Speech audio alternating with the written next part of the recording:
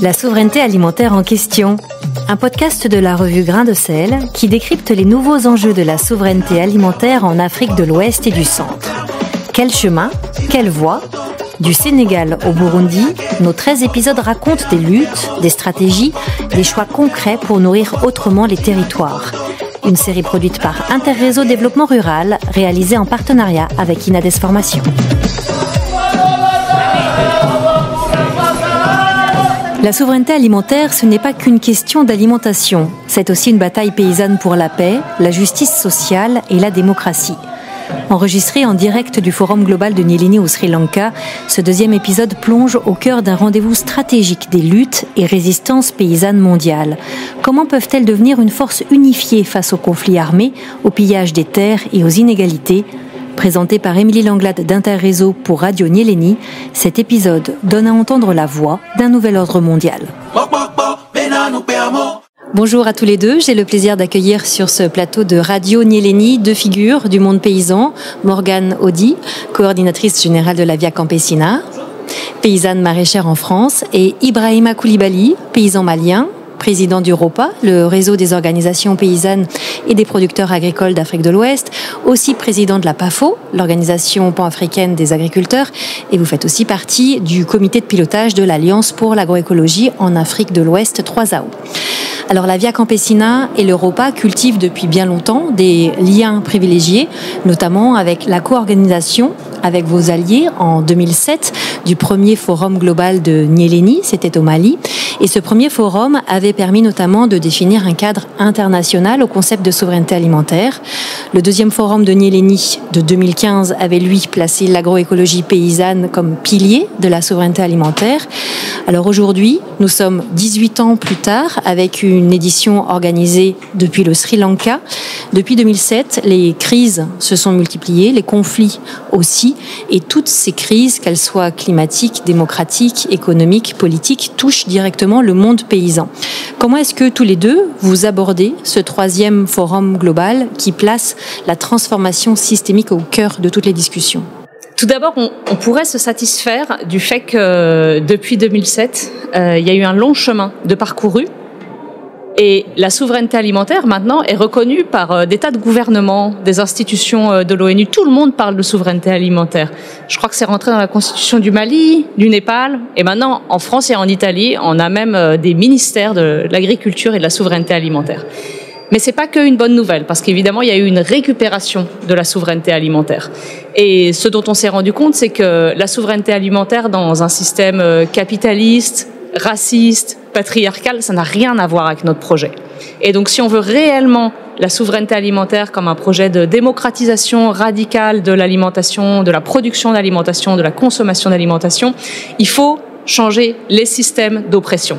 Et c'est pour ça qu'on est passé de Nyéléni en 2007 sur la souveraineté alimentaire à Nyéléni en 2015 sur l'agroécologie et maintenant Nyéléni en 2025 sur le lien entre souveraineté alimentaire et changement systémique. Parce que pour avoir la souveraineté alimentaire, il faut qu'on unisse nos forces entre tous les mouvements sociaux, les mouvements de petits producteurs, mais aussi les mouvements urbains, les mouvements syndicaux, les mouvements environnementaux, voilà, pour sortir du capitalisme, du patriarcat, du système colonial et impérial, des systèmes aussi extractivistes, et construire une alternative basée sur la solidarité et l'égalité de tous les êtres humains. Ibrahima Koulibaly, quel est vous aussi votre état d'esprit pour ce troisième forum ? Vous diriez aussi que les enjeux autour de la souveraineté alimentaire se sont déplacés ? Oui, merci beaucoup. Ce qui m'inspire ces troisième forum, c'est justement le fait que certainement que nos choix et nos engagements étaient justes, comme l'a dit Morgane, c'est-à-dire tout le monde aujourd'hui veut récupérer le concept de souveraineté alimentaire. Ça veut dire que c'est un concept qui est concret, qui est réel et qui est mobilisateur. Donc ça doit renforcer notre détermination à mieux nous mobiliser, à renforcer nos synergies, nos énergies et à avancer ensemble. Je pense que c'est ça que ça m'inspire. Et donc, je pense que c'est plus que jamais nous devons rester unis, nous devons nous donner la main, nous devons faire des programmes de travail communs, nous devons nous engager en liaison bien sûr avec tous les niveaux, surtout le niveau des territoires qui est extrêmement important, qui sont les niveaux où les gens souffrent le plus. C'est vrai, se réunir dans des grands forats internationaux, c'est bien, mais tant que nous ne changeons pas la vie de nos membres dans les territoires, je pense qu'on ne peut pas être content. Donc je pense que c'est l'enjeu de ce forum, c'est comment on va faire ce lien fort de travail au niveau international avec les changements structurels qui vont se faire au bénéfice des groupes les plus vulnérables dans les territoires, dans les villages du monde entier. Alors, il y a une actualité, Ibrahima Coulibaly, en Afrique de l'Ouest, qui est directement aussi liée avec l'actualité internationale, c'est le changement des forces politiques et l'émergence de l'Alliance des États du Sahel entre le Mali, le Burkina Faso et le Niger, et leur défiance vis-à-vis des organisations régionales, comme la CEDEAO. En quoi cette nouvelle dynamique et cette redistribution des cartes impactent-elles le monde paysan et peut-être permettre d'ouvrir une brèche en matière de souveraineté alimentaire? Ce que je voudrais d'abord souligner, c'est que c'est vrai, il y a eu des changements politiques très importants dans cette région, en raison justement de l'avancée des luttes terroristes, qu'on peut qualifier de terroristes, parce que c'est des luttes qui sont faites sur la base de soi-disant pour la promotion de la religion, ce qui est une aberration dans une région où les gens sont majoritairement déjà dans cette religion qui est la religion musulmane. Donc, il y a d'autres objectifs qui sont cachés derrière cette lutte. Et aujourd'hui, au moment où moi je vous parle, mon village est occupé par les groupes terroristes. Je ne sais pas si au retour je peux rentrer dans mon village. Donc ça veut dire, c'est vrai, l'AES, à un moment, les gens avaient cru que oui, cette nouvelle reconfiguration politique pourrait aller amener, je pense, plus de paix, plus de politique, plus de politique structurelle, de changement. Mais je pense qu'aujourd'hui, quand même, les gens sont un peu dubitatifs parce que la paix tarde à venir et même il y a une certaine avancée de plus en plus de ces groupes armés qui sont en train de créer des zones d'exclusion ou de couper des routes pour pouvoir isoler des territoires importants. Et donc c'est extrêmement grave comme situation. On ne sait pas comment d'abord cette situation, pour moi c'est ça le plus important. Sans la paix, on peut parler de rien du tout. Il faut que les gens aient la liberté d'aller dans leurs champs, de cultiver, de récolter, ce qui n'est pas garanti aujourd'hui, sans faire des pactes avec ces mouvements terroristes-là. Donc c'est dans beaucoup d'endroits, malheureusement dans le Sahel aujourd'hui, les populations rurales sont obligées de signer des pactes d'adhésion ou de soumission aux groupes terroristes pour pouvoir faire leur travail. Et donc pour moi, l'AES est une entité politique qui est là, certainement, mais je pense que de moins en moins, qui a la capacité, à mon avis, de faire face à ce problème tout seul. Et donc, est-ce que le monde entier comprend les enjeux que ce phénomène va essaimer sur toute l'Afrique de l'Ouest? Pour moi, je pense que c'est ça le danger réel aujourd'hui. Parce que ce phénomène ne va pas se limiter au Sahel. Il est déjà en train d'essaimer vers les pays côtiers. Et donc, ça veut dire que nous allons avoir une région qui risque de s'embraser. Donc, on ne parlera même plus de politique publique, de souveraineté, de tout ça.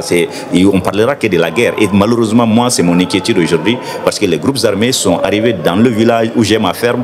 Et donc, pour moi, c'est ma plus grande inquiétude aujourd'hui. Comment on va avoir un semblant de paix pour que nous puissions continuer simplement à cultiver nos champs.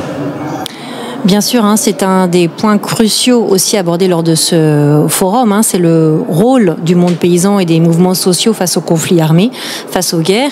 Et là, effectivement, le monde paysan, comme vous l'avez dit, Ibrahima Coulibaly, est en première ligne en tant que victime des violences, mais aussi comme force de résistance.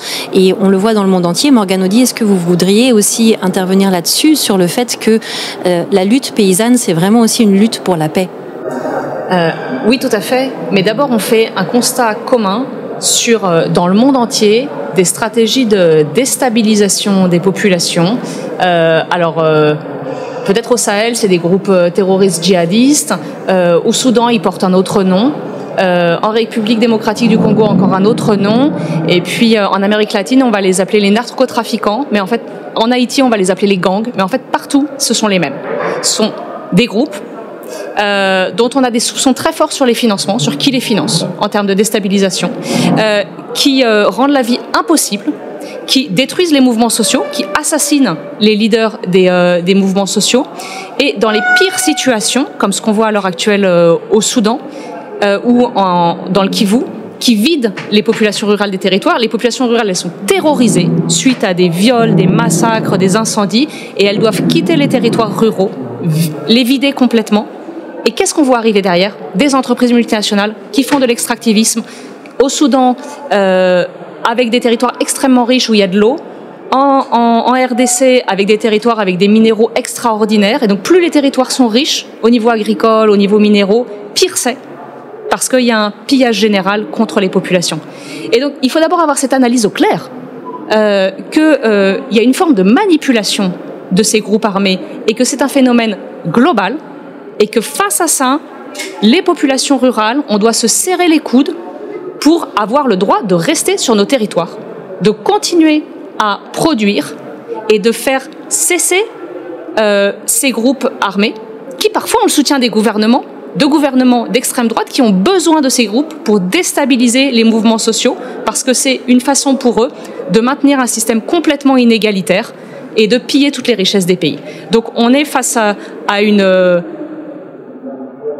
réalité extrêmement dure, où vraiment ces groupes utilisent la terreur. Ce qu'on voit à Haïti par exemple, c'est qu'ils utilisent vraiment les pires massacres pour terroriser les gens, et ensuite que les villageois s'en aillent des territoires et que les terres soient libres, et ensuite on voit débarquer les multinationales.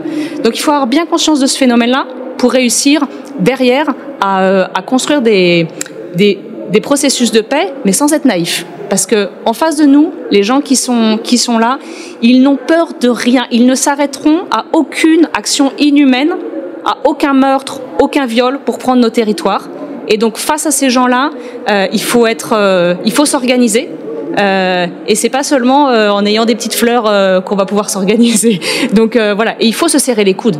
Il faut mettre en place des discussions entre les Haïtiens, les gens de Gaza, les gens du Soudan, les gens du Sahel, pour voir que ce sont les mêmes réalités qui ont lieu partout, et que les populations, on veut la paix, et on veut mettre ces gens qui détruisent tout, on veut les arrêter.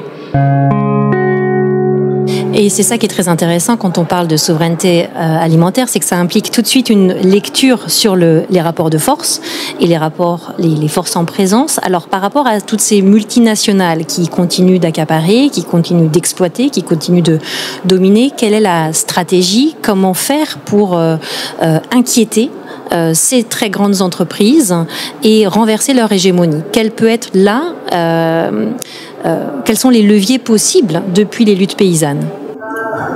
Merci beaucoup. Je pense que d'abord, ce qui transparaît clairement de cette situation, c'est d'abord, je pense, la faillite des États.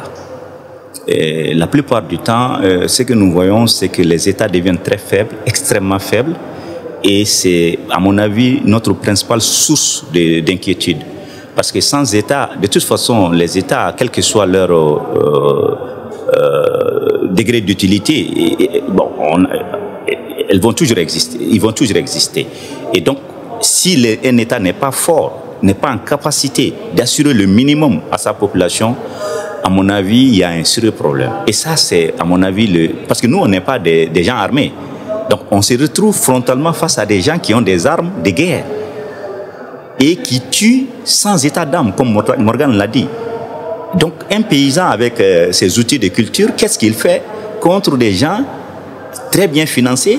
Et la question du financement de ces groupes est une question qui n'est jamais abordée par la presse classique. S'il y a une sorte de tabou sur cette question. Or, ces gens sont... Moi, je vais vous raconter une anecdote. L'autre jour, quand les groupes armés sont arrivés dans mon village, ils ont fait réparer leur moto avec un jeune artisan du village. Le service, ça devait coûter 100 francs CFA. Ils ont donné 10 000 francs CFA au petit. Le gars, il a eu peur, il n'a pas voulu arrêter, mais ils ont jeté l'argent sur lui. Ça montre que ces gens ont des moyens qu'on n'imagine même pas. Donc, comment nous, désarmés, n'étant pas structurés, comment on fait? Je pense est-ce qu'il y a des solutions au niveau paysan aujourd'hui? Il faut qu'on en parle, comme Morgan l'a dit. Moi, je pense que nous devons créer cette discussion, parce que exactement le phénomène, il est le même. Il prend des colorations différentes suivant les situations. Mais ce qui transparaît clairement, c'est aussi la richesse des sous-sols de ces pays. C'est-à-dire qu'il y a toujours des richesses qui sont derrière. Le Sahel est un scandale géologique et on vient de le découvrir. Et au moment juste où on le découvre, c'est comme par hasard, c'est le terrorisme islamiste qui émerge. Donc on commence à tuer des gens au nom d'un islam qui est là depuis des millénaires, depuis des siècles. Donc on ne comprend pas, nous on ne comprend rien. Et on se dit, mais pourquoi les gens viennent combattre pour quelque chose qui est déjà présent depuis des siècles? Mais c'est la principale raison. Parce que, donc, et en Haïti, ils vont trouver une raison, au sud Kivu, ils vont trouver une raison, en Centrafrique, il y aura toujours quelque chose. Donc ils vont toujours trouver quelque chose pour pouvoir combattre, pour pouvoir occuper le territoire, chasser les gens, occuper leurs terres et puis permettre l'extractivisme des multinationales. Donc je pense que la question des multinationales devient liée au crime organisé de plus en plus. Et ça, c'est une nouvelle donne sur laquelle nous devons réfléchir profondément. Mais c'est assez vertigineux quand on en parle, parce qu'on se dit comment faire pour contrer cette terreur qui est aussi effectivement très puissante, très financée, très bien organisée. Morgane, quelle est la stratégie possible? Il faut aussi questionner le rôle des États du Nord dans la non-action, voire parfois le soutien à ces stratégies de déstabilisation, et aussi voir qui gagne à la fin. Parce que, voilà, où va l'argent? Elles viennent d'où, les multinationales qui s'installent au Kivu ou au Sahel?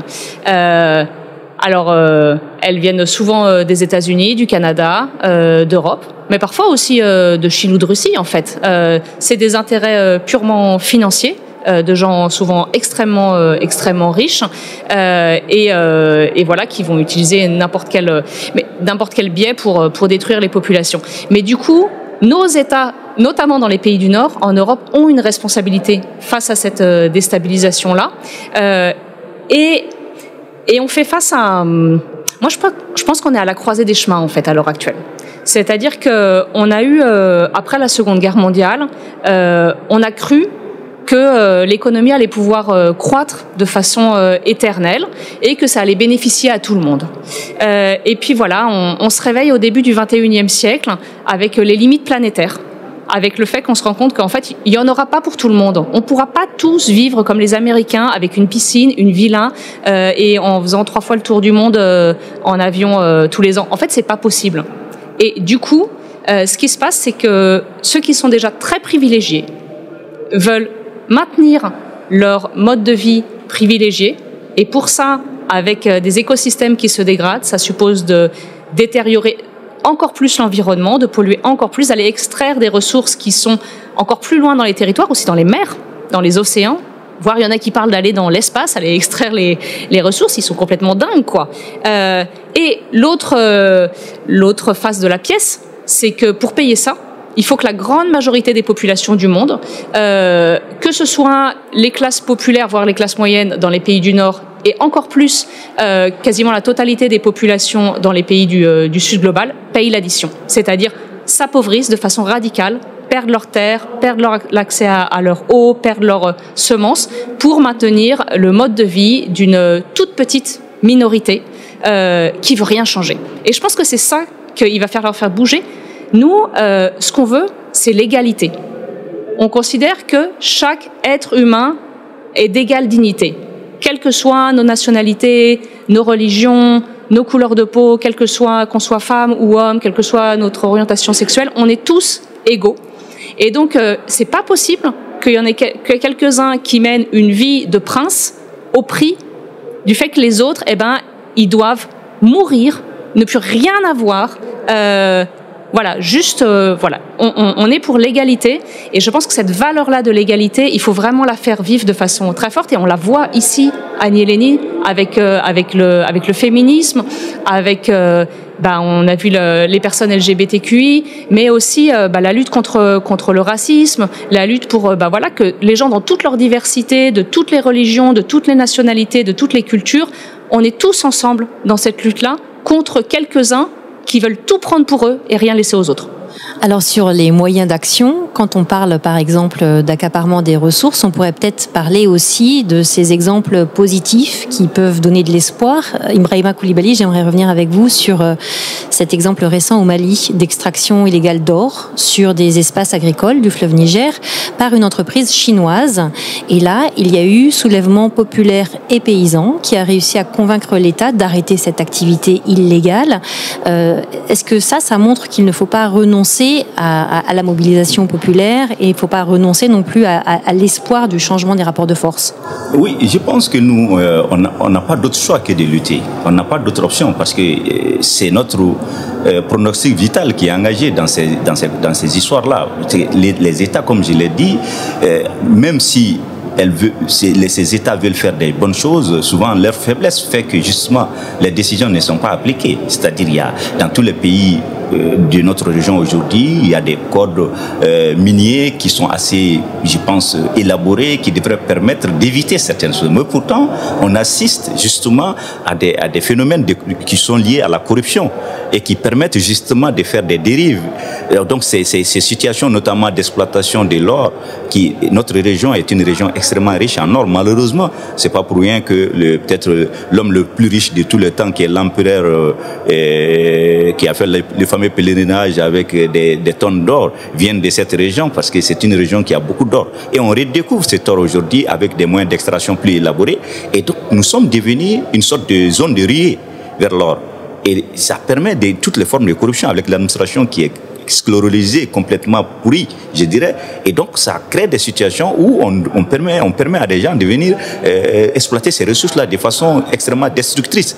Et donc, ce n'est pas simplement le lit des fleuves qui sont détruits, et c'est souvent aussi des produits toxiques comme le cyanure qui sont versés dans les eaux et donc qui intoxiquent les gens qui consomment ces eaux, qui utilisent ces eaux pour l'agriculture ou pour l'eau de consommation. Et c'est ça qui a permis donc de structurer des luttes dans le Mandé et qui a permis justement d'obliger les autorités politiques à prendre. Mais il y en a d'autres. Il y a d'autres luttes à mener parce qu'il y a d'autres exploitants ailleurs qui font la même chose. Et surtout, ce qui me désole le plus, c'est qu'aujourd'hui, toutes les terres agricoles potentielles qui pourraient être mobilisées plus tard pour la production alimentaire sont en train d'être des trous. Partout où vous allez aujourd'hui au Mali, vous allez trouver que tout est troué. Et pendant la saison des pluies, c'est de l'eau qui rentre dans ces trous. Et donc les animaux tombent dedans. Souvent, c'est des bétails qui meurent dedans. Donc on est en train de détruire l'environnement pour exploiter de l'or, qui n'est pas une denrée alimentaire, qui ne permet pas. Et c'est tort, malheureusement. Il ne permet même pas à nos économies d'être fortes parce qu'il sort illégalement souvent du pays pour par des réseaux mafieux et des trafiquants. Donc je pense que encore une fois, à mon avis, ce que nous devons réfléchir aujourd'hui en tant que mouvements sociaux, c'est comment on fait pour faire un dialogue structuré avec les gouvernements et pour qu'on puisse avoir au moins des États qui régulent un tout petit peu. Parce que la situation actuelle n'est pas simplement... C'est tout simplement incompréhensible. Nous sommes livrés à toutes les forces négatives qui existent dans l'environnement. Nous sommes livrés à tous les groupes organisés, les groupes criminels, les groupes sans état d'âme qui sont là, qui sont prêts à tout. Et nous, on est désarmés. On n'a ni les moyens financiers de faire face, on n'a pas les armes pour faire face.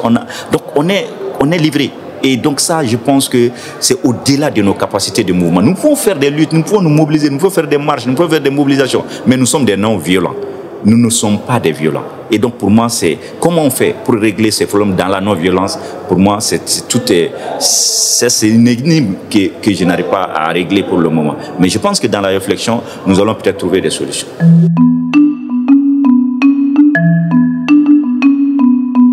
Alors, si on parle de non-violence, il y a peut-être effectivement ces avancées au niveau juridique. J'aimerais qu'on parle de la Déclaration des Nations Unies sur les droits des paysans, l'UNDROP, qui est depuis 2018 un des outils très forts obtenus grâce à la lutte paysanne. Est-ce que l'Europa, par exemple, utilise l'UNDROP pour défendre ses droits, pour défendre les droits des paysans, les droits qui concernent les terres, les semences, les ressources ? Je pense que la lutte pour cette déclaration des droits des paysans a été une lutte commune de tous les mouvements engagés parce que nous partageons énormément de valeurs avec la Via Campesina qui a porté ce projet depuis le tout début. Et donc l'Europa a été toujours mobilisé. Et je pense que la personne qui a toujours été notre délégué permanent, Diakat Fall, est un membre d'Europa et en même temps un membre de Via Campesina. Donc le lien est là déjà, le lien est là. Et même récemment, Diakat était au Mali pour faire une formation des jeunes et des femmes sur cette question. Donc c'est une question qui est très très présente dans les préoccupations, parce que je pense que c'est une avancée juridique et majeure, même si elle n'est pas contraignante pour le moment. Nous espérons que nous allons avoir, peut-être que ça va avancer, que ça le deviendra de plus en plus. C'est un canevas de travail extrêmement important. C'est une base de consensus extrêmement importante pour tous les mouvements sociaux qui se reconnaissent dans ces luttes-là. Et donc pour l'Europa, c'est un outil de travail qui est vraiment au cœur de nos préoccupations. Morgane, vous diriez que grâce à cette déclaration, vous avez aussi obtenu peut-être de meilleurs espaces de dialogue et d'influence au niveau international ? Oui, tout à fait. Mais d'abord, pour nous, comme paysannes et paysans, ça a été la reconnaissance qu'on a le droit d'avoir des droits.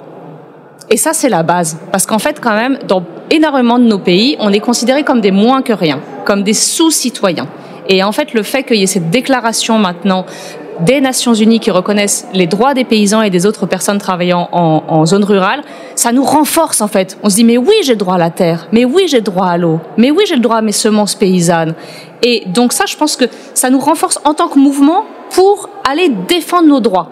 Et on va plus nous raconter d'histoires en nous disant non, mais là, il y a un droit de propriété de tel grand propriétaire. Non, non, non, j'ai droit à la terre. Donc pour moi, c'est ça le plus important. Et ensuite, le processus pour arriver au vote par l'Assemblée générale des Nations Unies de la Déclaration des droits paysans, pour moi, c'est ça qui nous a renforcés. Parce qu'on a appris à dialoguer avec les gouvernements, ils ont appris à nous connaître. Maintenant, on sait un peu mieux comment faire, et du coup, ça nous a donné des nouvelles idées. Notamment, une autre question pour nous importante, c'est qu'on sait très bien que les accords de libre-échange, et notamment tout le cadre de l'Organisation mondiale du commerce, ça fait partie des choses qui nous détruisent, qui donnent tout le pouvoir aux entreprises multinationales et qui détruisent les marchés locaux, qui amènent des importations de produits peu chers sur les marchés locaux et qui font que nous, en tant que petits producteurs d'alimentation, on n'arrive pas à vivre de notre métier. Et donc, suite à l'adoption de l'UNDROP, on s'est dit, mais en fait, on ne veut pas de l'OMC. Mais pourquoi nous, mouvements sociaux, est-ce qu'on ne construirait pas un nouveau cadre international de commerce basé sur la souveraineté alimentaire ? Et donc, on a commencé à travailler à ce nouveau cadre, à écrire quelles devraient être les règles de commerce, d'abord pour assurer la souveraineté alimentaire de chaque pays, mais ensuite aussi pour assurer des échanges agricoles, alimentaires, mais qui soient sur la base de la solidarité, de la coopération, et pas sur la base du pillage de nos pays. Et c'est une des choses qu'on amène ici, d'ailleurs ensemble, l'Europa et la Via Campesina, parce qu'on a travaillé là-dessus ensemble, et qu'on amène aux autres mouvements, au mouvement de pêcheurs, au mouvement de peuples autochtones, aux consommateurs, au mouvement sur la santé, pour voir comment est-ce qu'on va travailler tous ensemble à une alternative à l'OMC pour avoir des règles. On a besoin de règles de commerce, sinon on voit bien, c'est Trump qui fait n'importe quoi en termes commerciaux, juste pour faire encore plus de pillage au nom des entreprises américaines. Donc on veut des règles, mais on veut des règles justes, basées sur les règles de la solidarité et de la souveraineté des peuples. Et donc pour faire la souveraineté des peuples, on a besoin de la souveraineté alimentaire. De la même façon, on pense qu'il faut absolument travailler avec les États à créer une nouvelle vague internationale de politique de redistribution des terres, ou alors de politique qui assure aux communautés locales le contrôle sur les terres agricoles, mais aussi les eaux, enfin tous les territoires. Et c'est pour ça qu'on a travaillé avec un certain nombre de gouvernements, notamment avec la Colombie, le Brésil et maintenant le Mexique les a rejoints, mais il y a aussi plusieurs pays africains qui sont vraiment en soutien de ça, notamment l'Afrique du Sud, il y a l'Indonésie qui soutient, vers une nouvelle conférence internationale pour la réforme agraire et le développement rural. Donc ça aura lieu en février 2026 en Colombie. Et pour nous, cette conférence, elle doit arrêter le cycle d'accaparement qu'on voit à l'heure actuelle, à cause de ces gangs et tout ça, mais aussi à cause des politiques soi-disant vertes, mais qui créent des crédits carbone, ou alors qui créent des systèmes où on va aller produire de la biomasse pour faire rouler les voitures des riches au détriment de l'agriculture vivrière. Donc on a besoin de réformes agraires pour vraiment que les terres, elles soient entre les mains des paysans, des paysannes, mais aussi des peuples autochtones, mais aussi des pêcheurs, entre les mains des populations, et qu'on ait une démocratisation radicale de l'accès aux terres, de l'accès à l'eau, de l'accès au territoire. Alors on voit bien, le calendrier s'accélère parce que si cet événement a lieu en février, c'est un mois avant la réunion ministérielle de l'OMC, qui est aussi bien sûr du coup à votre agenda, mais c'est pas l'OMC qui va se démanteler de l'intérieur. Là, qui sont vos alliés pour avoir aussi des espaces d'écoute et des espaces peut-être de pression pour pouvoir mettre en œuvre ce projet? Alors s'attaquer à l'OMC, bien sûr, c'est compliqué. Et il n'y a aucun gouvernement qui, à l'heure actuelle, dit on veut sortir de l'OMC. Mais en même temps, quand on a des discussions de couloir avec les gens des gouvernements, ils nous disent tous l'OMC, elle est morte. Elle n'existe plus. Ben non, en fait, les États-Unis, ça fait depuis le premier mandat de Trump, il n'y a plus de juges à l'organe de règlement des différends. Et à cause de ça, ils ne peuvent plus prendre la moindre décision. Ils ne peuvent plus parler des questions agricoles. Il y aura blocage. Ils savent qu'il y aura forcément blocage. Donc en fait, c'est une organisation zombie. Donc nous, en fait, on construit l'alternative et on va voir les gouvernements. D'ores et déjà, on va discuter avec les gouvernements et on a des discussions informelles très intéressantes avec beaucoup de gouvernements parce qu'on se dit qu'à un moment, ils vont réaliser qu'il faut construire l'alternative. Et donc nous, on veut être prêts pour ce moment-là, pour que l'alternative, elle soit construite à partir des propositions des mouvements sociaux favorables aux intérêts des populations et notamment des populations rurales. C'est ça notre stratégie. Et alors, dernier point, est-ce que dans cette stratégie, un des défis, c'est la convergence des luttes entre les filières? C'est ce que vous me disiez pour préparer cet entretien, Morgane, que cette convergence entre paysans, paysannes, pêcheurs, pêcheuses, pastoralistes, c'est peut-être pas non plus si simple que ça au niveau mondial pour réussir à mener cette lutte? Ce n'est jamais simple de mettre différentes sensibilités ensemble. Il ne faut pas qu'on soit naïf parce que chacun doit se reconnaître dans la lutte, chacun doit comprendre son intérêt dans ce qui va se passer. Et donc ça, c'est un travail, disons, de socialisation, de partage, de discussion extrêmement important, de mise en confiance des différentes parties prenantes qui prend énormément de temps et d'énergie. Nous devons nous donner cette responsabilité si nous voulons réussir. Et c'est ce que nous essayons de faire. Cet espace Nyéléni est un espace extrêmement important. Il y aura bien sûr aussi le forum social qui doit se faire au Bénin. Il y aura d'autres espaces. Il y aura bien sûr la Colombie. Donc on a toujours, je pense, des occasions de se voir, d'échanger, de mieux socialiser, de mieux partager, de créer cette confiance et d'aller avec plus d'énergie dans la lutte. Ben, je pense qu'on va continuer, on n'a pas d'autre option. On va terminer sur ces mots. Ibrahima Coulibaly, Morgane Audy, merci beaucoup d'avoir été présent pour cet entretien. Merci à tous les deux. Et bon forum. Merci. Tant qu'il y a la vie, il y a de l'espoir. Et nous voilà que Godot. Ce podcast a été réalisé par Interréseau en partenariat avec Inades Formation et avec le soutien de l'Agence française de développement. Musique originale de l'artiste togolais Winabe et son titre Mokpokpo. Création sonore Julio Arcalafanti. Retrouvez-nous sur www.inter-réseau.org pour écouter notre série complète et n'hésitez pas à nous écrire pour poursuivre la réflexion.